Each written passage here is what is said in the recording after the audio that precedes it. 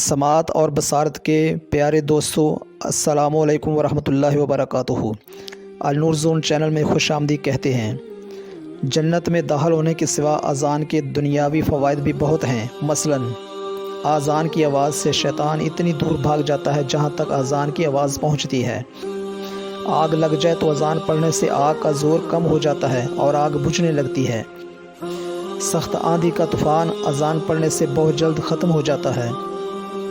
جس گھر میں یا بستی میں پتھر گرنے لگیں تو اذان پکارنے سے پتھر کا گرنا بند ہو جاتا ہے۔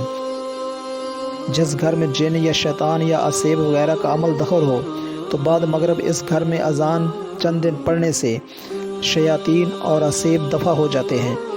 مجنوں کے کان میں اذان پڑھ دینے سے جنون میں کمی واقع ہو جاتی ہے۔